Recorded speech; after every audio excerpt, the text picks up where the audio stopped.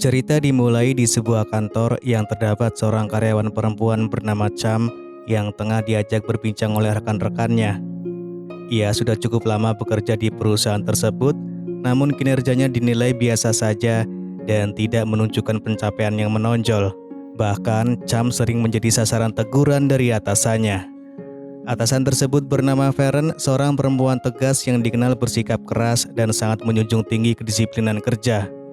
Suatu pagi, Feren memergoki Cham dan rekan-rekannya sedang bergosip di jam kerja. Hal itu langsung memancing kemarahannya. Feren tidak menyukai karyawan yang menyia-nyiakan waktu kerja untuk hal-hal yang tidak produktif. Dengan nada tajam, ia menegaskan bahwa siapapun yang lebih memilih bergosip daripada bekerja seharusnya mempertimbangkan untuk mengundurkan diri. Are you talking about me? Isn't it too early for newsmongers? Selain sering menegur, Feren juga kerap meminta Cham melakukan tugas-tugas di luar pekerjaannya. Terkadang Cham diminta membuatkan kopi, namun hasilnya sering dianggap tidak sesuai selera Feren dan kembali berujung pada teguran. Tidak berhenti di situ, Feren bahkan menyuruh Cham membersihkan sepatunya. Perlakuan tersebut membuat Cham kerap bertanya-tanya dalam hati, kapan ia bisa memiliki kehidupan dan barang-barang mewah seperti yang dimiliki atasannya. Rasa penasaran itu sempat mendorongnya mencoba mengenakan sepatu milik Feren, sekedar untuk melihat apakah dirinya pantas.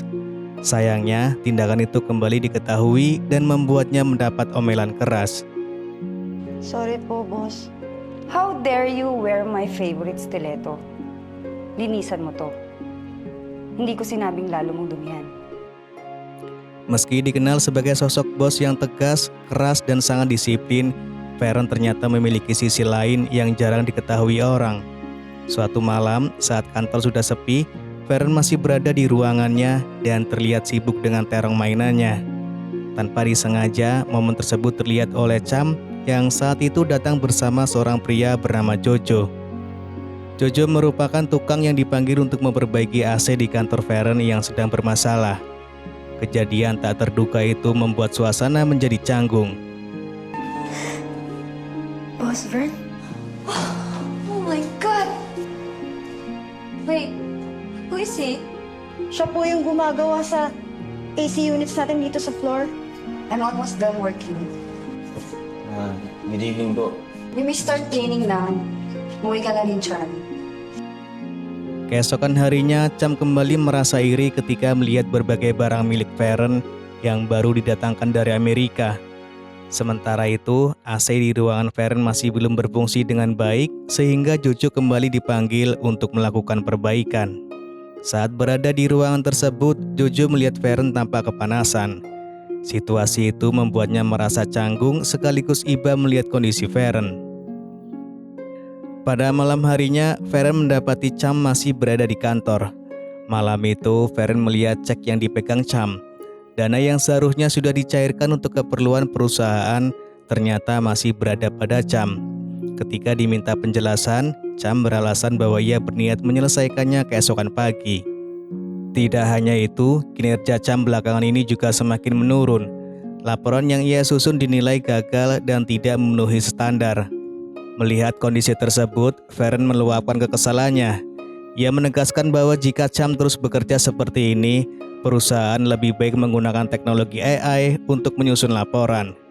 Ucapan itu menusuk perasaan Cham.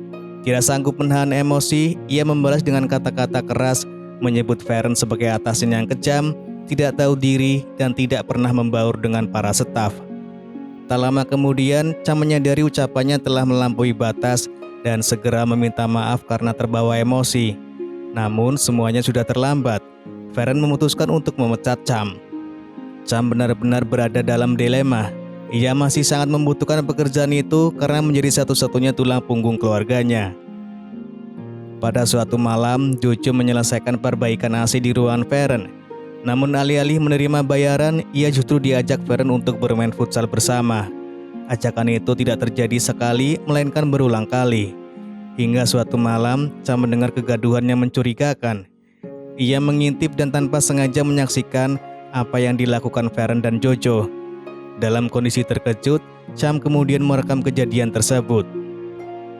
Keesokan paginya, sikap Cham berubah drastis.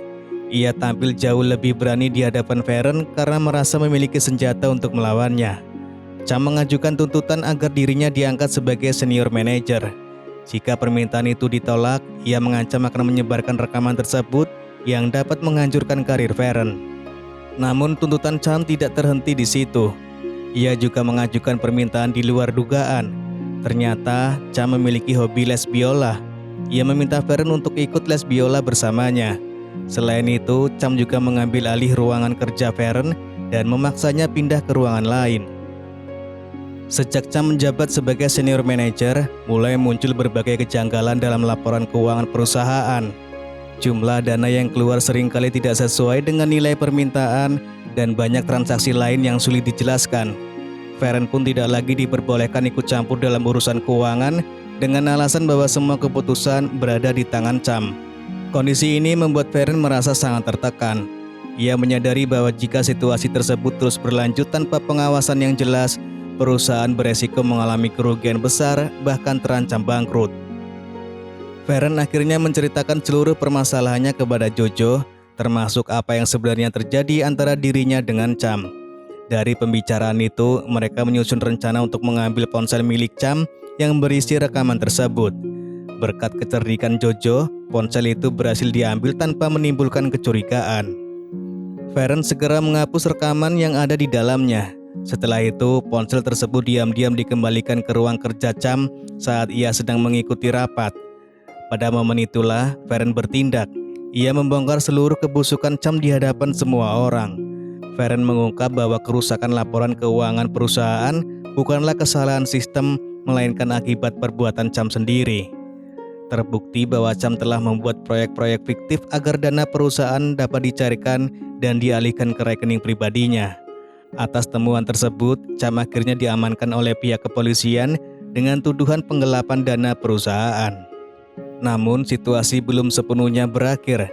Ternyata Cham masih memiliki salinan rekaman itu, dan tanpa ragu ia menyebarkan ke grup WhatsApp kantor sehingga kembali mengguncang perusahaan dan reputasi Feren.